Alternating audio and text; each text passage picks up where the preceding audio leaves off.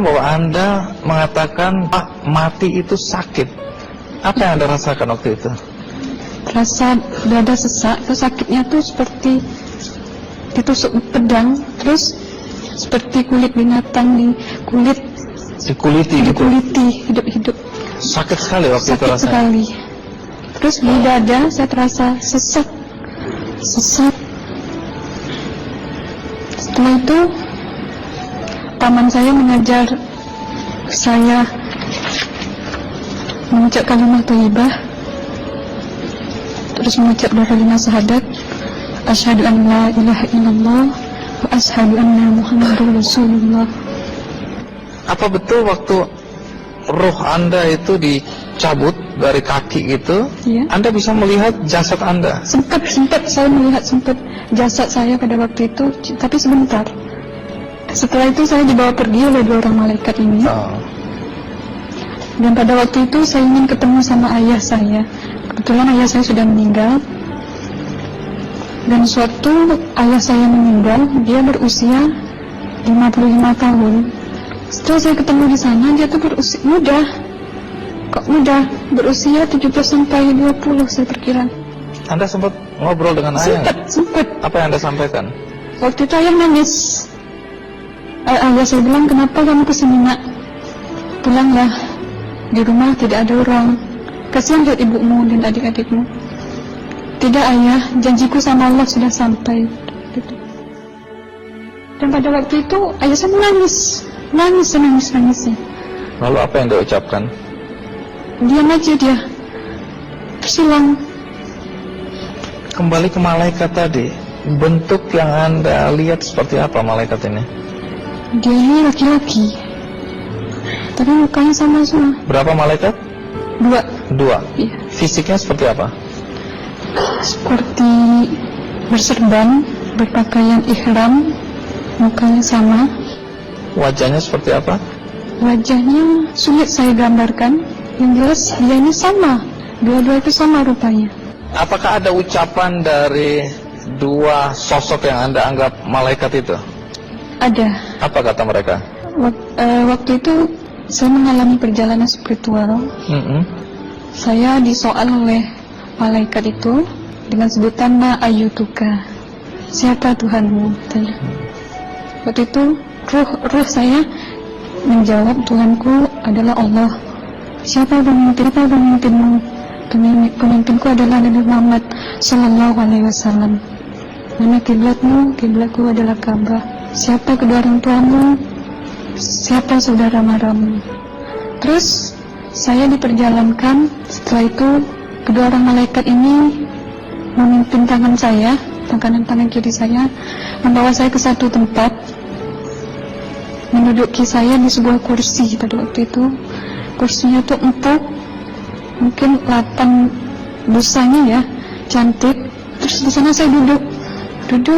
Di sebelah kanan saya ada tiba-tiba berwujud seorang perempuan. Dia mengaku amal. Kamu siapa? Saya, aku adalah amalmu semasa kamu hidup di atas dunia. Dan selama kamu di sini, saya akan menemanimu sampai yaumul akhir, itu katanya. Dan pada waktu itu saya melihat perempuan-perempuan solehah berpakaian muslimah, berkerudung, mencium pipi kanan, pipi kiri. Mungkin salam perkenalan pertama waktu menduduki di situ.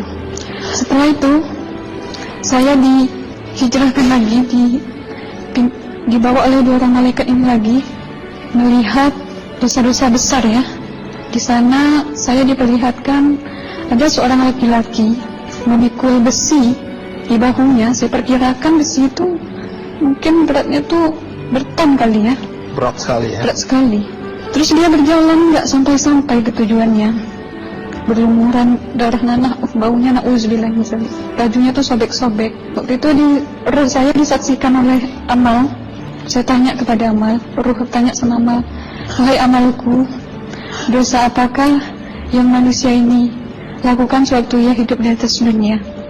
Amal menjawab pada waktu itu, sewaktu manusia ini di atas dunia, dia ini adalah menyantet orang, menemuh orang, sehingga dia berjalan nggak sampai yaumul akhir katanya. Yang kedua, saya melihat ada seorang laki-laki saling bunuh-membunuh. Sebentar kayak gitu lagi. Suatu manusia ini hidup di atas dunia, dia adalah seorang pembunuh, hingga dia tidak mau bertanggung jawab terhadap orang yang dibunuhnya. Terus yang ketiga, saya melihat ada seorang laki-laki dihujam kemaluannya pakai besi panas, timah panas itu ya, hingga menembus. Waktu itu saya roh bilang sama amal, wahai amalku, dosa apakah yang manusia ini hidup di atas dunia?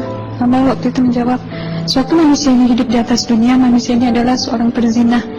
Setelah itu saya melihat ada seorang laki-laki dihujam kemaluannya pakai besi panas, timah panas itu ya, hingga menembus. Waktu itu saya roh bilang sama amal, wahai amalku, dosa apakah yang manusia ini hidup di atas dunia? Amal waktu itu menjawab, suatu manusia ini hidup di atas dunia, manusia ini adalah seorang perzina. Setelah itu saya melihat ada seorang laki-laki disebati oleh rotan. Rotannya itu menyebati kulitnya tuh hingga lepas daging sama kulitnya.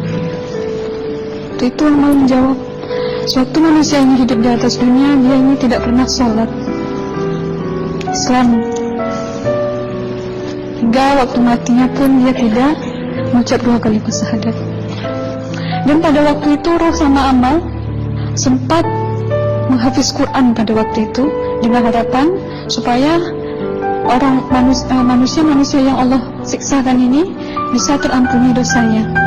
Jadi masih sempat waktu itu ya? Iya, roh sama amal yang menghafis Quran, bertahzim, bersalawat, baca ayat 1000 dinar, membaca Yasin. Tapi sayang, bahkan tambah banyak Allah tidak mengampuni dosa-dosa mereka, sayangnya. Setelah itu, akhirnya yang terakhir kali berzikir. Zikir saya pada waktu itu, subhanallah, walhamdulillah, wa la ilaha illallah, wallahu akbar, la haula wa la quwwata illa billahil aliyyil azim. Sekuat-kuatnya nada saya berteriak, tiba-tiba saya merasakan detik jantung ya. Waktu itu mungkin paman saya yang menyaksikan. Itu saya koma. Disitulah saudara Anda kembali ke jasad ya? Iya, benar. Jadi banyak sekali Anda menyaksikan kejadian-kejadian di alam sana ya. Nah, menarik karena waktu kami menghubungin Mbak Aslina, pada dasarnya Mbak Aslina keberatan menceritakan kembali kisahnya. Tapi kalau toh akhirnya Anda mau sampai di sini dan Anda sudah bercerita, apa harapan Anda pada orang-orang yang mendengarkan kisah ini?